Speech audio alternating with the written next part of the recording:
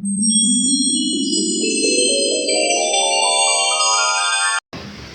Dira, Halo Mbak, selamat siang. siang Mbak. Oke, baik. Bagaimana nih posisi duduknya, udah merasa nyaman? Sedang Mbak, sedang nyaman sekali. Oke, di sini kita hadap-hadapan ya. Gimana? Boleh, Boleh. nyaman sekali. Oke, baik. Jadi tadi Dira kesini tuh kalau boleh tahu naik apa? Saya tadi kesini tuh naik kendaraan umum kayak Transjakarta. Oke. Jalanan macet ya Mbak? Lumayan macet banget Mbak, di lampu merah itu, waduh parah macetnya. Pusing kepala saya. Iya, Jakarta ya selalu Iya macet. biasa problemnya Jakarta. Betul banget. Oke, Mbaknya kesini kalau boleh tahu dapat rekomendasi dari mana ya? Aku sih awalnya itu dari teman. Kayak ada nih konseling gini-gini gitu. Terus tiba-tiba awalnya kan nggak terlalu tertarik gitu. Terus aku ngeliat postingan di Instagram, terus lumayan tertarik, jadi ya udah langsung aja aku kesini gitu. Oke, jadi dari sosial media ya? Iya, sosial media dan teman. Oke. Terus sebelum kita lebih jauh nih, kan ada istilah ya, tak kenal kata sayang. Begitu. Nah, jadi sebelum kita lebih dalam lagi, lebih jauh lagi, kita perkenalan diri terlebih dahulu ya Mbak? Boleh. Boleh, mau saya dulu atau Mbak dulu nih? Mbaknya aja dulu. Oke, baik. Jadi saya namanya Nabila Syakira. Mbak bebas memanggil saya siapa aja gitu, senyamannya Mbak aja. Di sini saya sebagai konselor akan membantu proses konseling dari awal hingga nanti di akhir. Terus, kalau Mbaknya sendiri boleh perkenalan terlebih dahulu? Nama aku Dira Putri Sofeli, biasa itu dipanggil Dira atau enggak Ira. Iya. Oke. Aku seorang siswa. Oke. Kalau boleh tahu Mbak Dira ini ke apa ya, kesibukannya biasanya tuh ngapain sih? Nah, kesibukan aku karena emang udah kelas 12, kesibukannya belajar ujian, mempersiapkan juga mau masuk perguruan tinggi. Itu aja sih di kelas 12-nya. Tapi kalau untuk kelas 10 dan 11 itu aku aktif organisasi sama ekstrakurikuler ya. Wah, bagus Mbak. Lumayan sih. Produktif banget. Iya, lumayan Mbak. Oke, terus kabar Mbaknya gimana nih hari ini? Alhamdulillah baik, cuman lagi pusing tentang karir yang akan saya ambil nanti untuk perkuliahan gitu. Oke. Kalau kabar orang rumah gimana Mbak? Kabar orang rumah alhamdulillah juga baik, sehat semuanya. Oke. Oh iya, saya manggil kamu Mbak nggak apa-apa nih? Enggak apa-apa banget. Senyaman ya? Aman. Oke, baik. Nah, terus Mbak itu sebelumnya pernah nggak sih ngelakuin konseling kayak seperti ini tuh? Sebelumnya belum pernah sih Mbak. Ya. Oh, jadi ini baru yang pertama ya? Iya, baru pertama, makanya mau coba gitu. Oke, baik. Nah, jadi karena Mbak baru pertama kali gitu datang ke sini, tapi sebelumnya Mbak itu tahu nggak sih apa itu konseling? Saya belum tahu itu apa ya Mbak. Jadi masih tabu ya? Iya, Tapi pernah mendengar istilah itu? pernah sih sedikit gitu. Oke, jadi ini saya izin menjelaskan terlebih dahulu ya sebelum masuk proses konseling. Jadi tuh yang pertama itu ada namanya pengertian konseling. Jadi konseling merupakan proses pemberi bantuan oleh seorang ahli, di mana di sini saya sebagai konselor dan Mbak Dira sebagai konseli gitu. Saya akan membantu menyelesaikan permasalahan yang Mbak hadapi. Dan juga tujuan dari konseling itu sendiri merupakan untuk mengatasi permasalahan yang Mbak Dira hadapi secara mandiri gitu. Nah, selanjutnya itu ada yang namanya fungsi konseling. Nah, fungsi konseling ini tuh ada 3 Mbak. Jadi yang pertama itu ada fungsi pengembangan, di mana di sini saya sebagai konselor akan membantu mengembangkan potensi-potensi yang Mbak Dira miliki. Nah, yang kedua itu ada fungsi pengentasan. Nah, jadi di mana fungsi ini itu saya sebagai konselor akan membantu Mbak untuk mengentaskan dan juga mencari solusi atas permasalahan yang Mbak Dira hadapi secara mandiri. Dan yang ketiga itu ada fungsi pemahaman, di mana di sini saya sebagai konselor akan bantu Mbak Dira, saya sebagai konseli untuk memahami diri Mbak Dira lebih dalam lagi. Baik, sejauh ini apakah sudah dapat dipahami? Sudah, terima kasih atas penjelasannya Mbak. Apakah ada yang ingin ditanyakan? Mungkin enggak. Enggak ya? Enggak. Oke, baik, saya lanjut ya. Oke. Nah, selanjutnya itu ada yang namanya asas gitu. Jadi asas konseling ini asas itu terbagi menjadi 4 Mbak gitu. Yang pertama itu ada asas kerahasiaan, di mana segala bentuk informasi, data yang Mbak sampaikan saat ini itu hanya saya dan Mbak aja yang mengetahui. Jadi orang lain tidak mengetahuinya. Jadi segala informasi ini tuh bersifat rahasia. Nah, yang kedua itu ada namanya asas kesukarelaan, di mana Mbak Dira ini datang ke sini untuk melakukan proses konseling dengan sukarela ya, gitu kan, tanpa adanya paksaan dari siapapun dan juga dari pihak manapun, gitu. Nah, yang ketiga itu ada namanya asas keterbukaan, di mana pada saat proses konseling berlangsung nantinya saya berharap Mbak Dira itu secara terbuka menceritakan segala permasalahan yang Mbak hadapi itu secara ya terbuka, tidak ada yang ditutup-tutupi ya. Jadi yang terakhir itu ada namanya asas kemandirian gitu, dimana di sini saya sebagai konselor akan membimbing Dira untuk membantu menyelesaikan permasalahan dan juga mengambil keputusan yang akan Dira lakukan gitu. Baik, sejauh ini penjelasannya apakah sudah dapat dipahami? Sudah bisa saya pahami. Oke, baik. Nah, baik Mbak. Jadi selanjutnya itu ada namanya kontra konseling, di mana proses konseling ini akan kita lakukan selama 1 kali 45 menit gitu.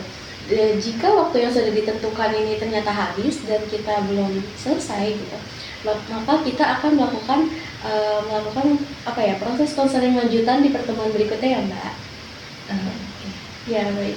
Jadi sebelum konseling ini kita mulai, alangkah baiknya kita berdoa menurut kepercayaan dan keyakinan masing-masing dulu ya Mbak, agar nantinya proses konseling yang kita jalani itu dapat berjalan dengan lancar ya, dan juga menemukan hasil yang baik. Amin. Oke, berdoa dimulai.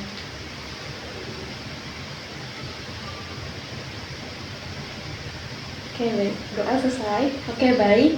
Di sini kita akan mulai memasuki proses konseling ya Mbak. Silakan Mbak bercerita mengenai permasalahan yang Mbak hadapi gitu secara terbuka, apa adanya, tanpa ditutup-tutupi.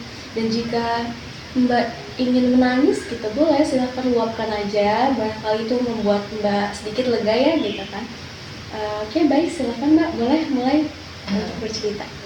Oke, jadi itu aku pusing banget untuk nentuin jurusan yang bakal aku ambil gitu. Ada 3 pilihan yang mungkin aku ambil, tapi yang paling aku pengen itu salah satunya jurusan psikologi. Iya. Terus yang kedua yang jadi pertimbangan itu jurusan ilmu komunikasi. Nah, yang ketiga ini aku juga pengen ambil seni. Nah, sedangkan untuk orang tua itu tidak ngizinin aku buat ambil seni gitu, dan diharuskan ambil jurusan kedokteran. Iya. Sedangkan aku kan nggak terlalu menonjol di bidang tersebut, yang kedokteran tersebut. Aku takutnya kalau misalnya aku ambil jurusan kedokteran itu tidak sesuai apa yang aku inginkan, dan bakal jadi memberatkan diri aku sendiri nanti menjalani kuliahnya itu. Nah, yang kalau misalnya psikologi ini aku bingungnya tuh nanti bisa nggak aku ngejalaninnya gitu, lebih ke cemas aja gitu. Ya kan kalau psikologi itu lumayan agak berat itu katanya kan. Ya, jadi aku oleh banget. Terus juga ada yang kedua, ilkom itu aku juga pengen kayak buat pengganti psikologi ini, tapi aku tuh lebih pengennya psikologi Mbak gitu. Cuma kayak masih bingung, bimbang gitu antara pilihan diri sendiri, orang tua, dan juga nanti buat karir selanjutnya. Gitu. Jadi Mbak itu sebenarnya lebih tertarik gitu. Di antara beberapa pilihan yang ada, Mbak itu lebih tertarik tuh psikolog ya dibanding jurusan-jurusan lain. Tapi orang tua itu pengennya dan berharapnya Mbak masuk ke dokteran gitu. Iya benar. Kayak tapi ada nggak sih orang tua itu memaksa Mbak nih gitu kan, orang tua tahu nih misalkan Mbak itu tidak mau di jurusan atau tidak ada, merasa tidak ada apa ya, bakat gitu ya ataupun minat gitu di bidang kedokteran gitu. Tapi ada nggak sih kayak tuntutan dari orang tua yang harus pokoknya harus kedokteran gitu, atau memberi kebebasan Mbak milih gitu? Kalau misalnya harus itu jujur iya ada. Jadi walaupun saya udah ngasih alasan yang mungkin bisa dibilang tepat atau yang kayak aku tuh udah kasih alasan terus kalau aku nggak bisa ambil kedokteran, aku nggak bisa maksain diri aku gitu kan. Tapi orang tua tuh ya, ambil coba aja dulu gitu. Cuman hati aku tuh rasanya berat mbak itu ya. Nggak yakin aja sama pilihan aku, sedangkan aku kan juga mau ambil seni ini gitu. Karena aku juga suka berkreasi kayak nyanyi, terus kayak melukis, atau senang berbau seni kayak gitu. Berkaitan dengan seni ya? Iya. Gitu. Jadi ada juga nih tuntutan orang tua. Tapi kamu udah coba untuk apa ya? Jelasin lagi nggak gitu? Baik-baik, dan ada nggak sih kemungkinan orang tua itu bisa nerima pilihan kamu gitu? Kalau untuk bisa nerimanya aku kurang tahu mbak. Kalau misalnya dilihat dari jawaban orang tua sendiri itu kayak menuntut banget untuk diambil jurusan kedokteran ini, tapi mau aku pengen tetap ambil seni ini gitu. Kemungkinan kalau misalnya nanti emang nggak bisa untuk dipertimbangkan lagi, diobrol lagi sama orang tua, dengan paksa aku akan ambil jurusan kedokteran ini gitu. Oke, baik. Tapi gimana sih cara kamu menyikapi pas orang tua bilang kamu itu harus kedokteran gitu? Apa yang kamu rasakan? Apa yang bakal kamu lakuin? Pas orang tua bilang kamu harus ambil kedokteran itu kayak ngerasa ada tekanan yang besar mbak. Kayak wah kedokteran nih berat banget gitu kan. Terus berusaha kayak oke, berusaha meyakinkan diri dulu kayak nggak apa-apa kok bisa nih kayaknya. Tapi setelah dipikir-pikir lagi, setelah melihat dari omongan-omongan dari kayak di sosial media kayak kedokteran gini gitu, aku rasa wah aku lebih passionnya tuh di psikologi ini bukan kedokteran gitu. Jadi sikap aku itu kayak kaget dan berusaha untuk meyakinkan diri dulu gitu, dan pelan-pelan bilang ke orang tua kalau aku nggak bisa.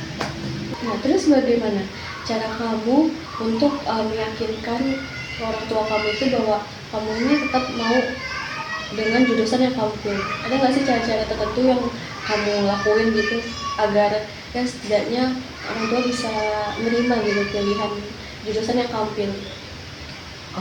Mungkin aku kalau untuk itu ngeyakinin orang tua kalau aku benar-benar ingin dan yakin dengan pilihan aku sendiri di 3 pilihan aku itu. Walaupun nanti gimana kedepannya, aku pengen coba nekat aja nih gitu, nekat aja ambil ini dulu, terus masalah hasil itu nanti belakangan, dan meyakinkan orang tuanya dengan menghasilkan nilai yang terbaik aja ya gitu. Dari pilihan kamu itu ya? Iya. Oke. Baik, terus tapinya ada nggak sih hal-hal yang ngebuat kamu semangat gitu untuk tetap aku mau ini nih gitu, mau jurusan ini? Mungkin dukungan dari keluar gitu selain orang tua? Ada dukungan dari teman-teman sih mbak, kayak lu tuh cocok banget deh di jurusan psikologi, lu emang fashionnya tuh di psikologi nggak di kedokteran ataupun di yang lain-lain. Terus ya, dan juga aku ngerasa seneng gitu kalau misalnya bersosialisasi dan juga mempelajari hal-hal yang tentang manusia, tentang mental gitu-gitu. Terus aku makin pengen banget nih gue jadi psikolog gitu kan, kayak keren dan juga pasti sesuai sama diri aku gitu, pengen banget. Jadi dari situ aku semangat lagi buat ngeyakinin orang tua, semangat lagi buat ngejar jurusan tersebut gitu. Karena ini ya Mbak, kalau misalkan kita menjalani sesuatu yang kita sukai, kita minati, kan pasti kita juga lebih seneng ya, lebih Betul. bahagia, ada rasa kepuasan sendiri lah gitu. Oke, baik. Ya, jadi aku berusaha ingin lulus psikologi Mbak, dan yang kedua itu bakal ngambil ilkomnya, dan ketiga aku tetap nekat untuk ambil seni ini. Iya. Oke. Jadi, tapi kamu ada nggak sih keyakinan bahwa nantinya gitu orang tua tuh akan mengizinkan kamu gitu, dengan mungkin kamu misalkan sudah kamu coba bilangin, kan tadi kamu bilang kamu ngobrol pelan-pelan gitu. Tapi kamu udah keyakinan tersendiri kan kalau orang tua nantinya bakalan tetap kekeh gitu. Sepertinya bakal tetap kekeh, cuman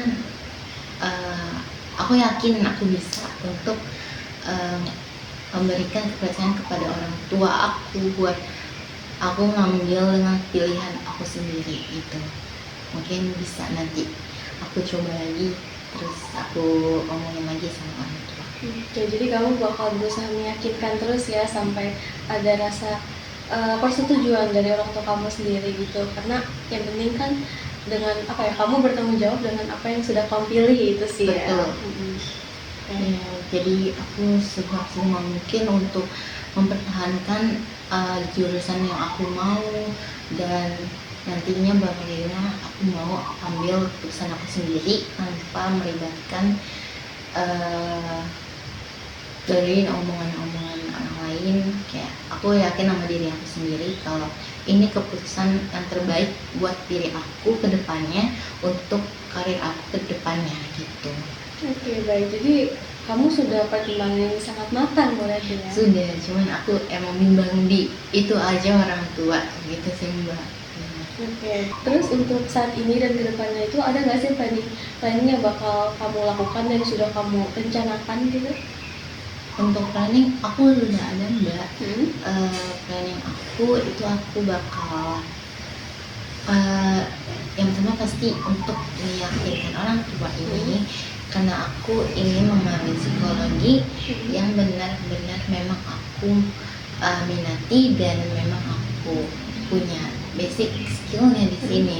Terus aku juga bakal mencari perguruan tinggi, mau itu negeri swasta, aku bakal berusaha untuk nginjar jurusan psikologi ini. Kalau misalnya amit ketolak di PTN, aku bakal cari yang di swastanya, ke psikologinya, dan nggak ambil jurusan yang lain gitu.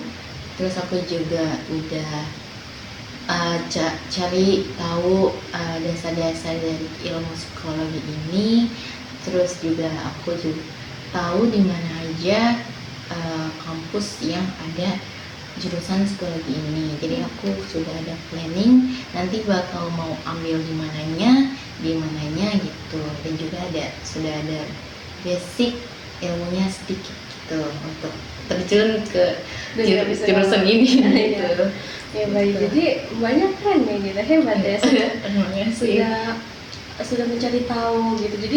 Jadi tuh untuk memasuki jurusan psikolog ini mbaknya tidak tabu ya, sudah ada gambaran dan bahkan sudah melakukan perencanaan gitu ke depannya bakal seperti apa.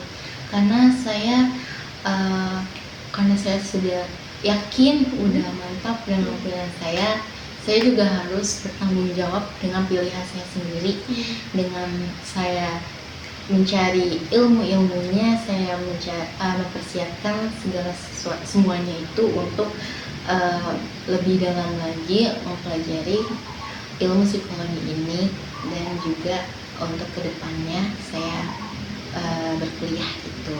Ya, dan mungkin juga untuk meyakinkan orang tua ya. Betul, jadi orang tua itu semakin yakin bahwa anaknya ini Dira ini emang benar mau ke psikologi, dengan cara-cara dia mempelajari hal tersebut tuh udah meyakinkan orang tua banget gitu.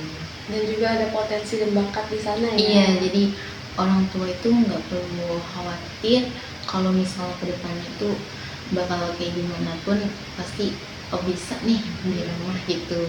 Dan ngejalaninnya dengan enjoy, dengan senang. Iya, tanpa adanya tekanan ataupun putus asa tengah jalan, kan biasanya kalau salah jurusan suka kayak gitu ya. Iya, Mbak. betul. Iya, jadi kayak udah mantep, udah bisa dan menjalannya dengan enjoy gitu. Menghindari hal-hal yang tidak diinginkan itu ya. Betul, ya seperti itu. Oke, baik. Jadi terima kasih Mbak Dira sudah melakukan proses konseling ini ya, dari awal sampai akhir nih sudah di ujung gitu.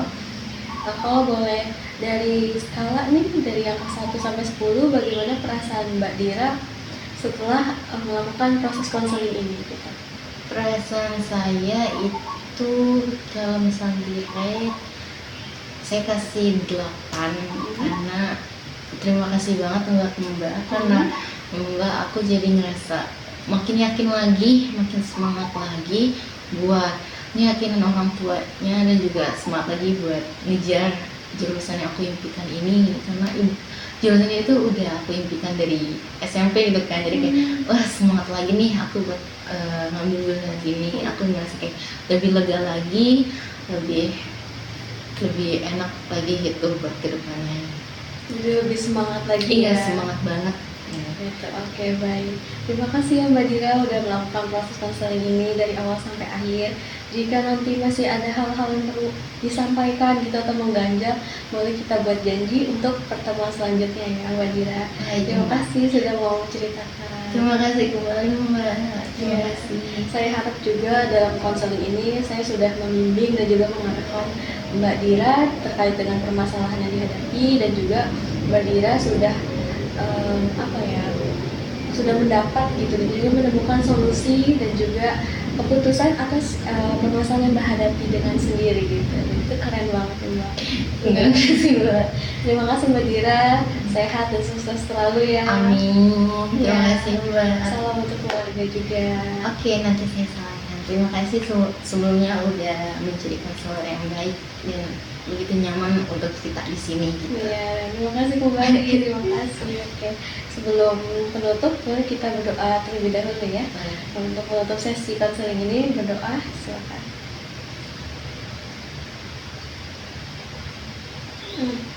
Baik, berdoa selesai. Terima kasih Mbak. Terima kasih.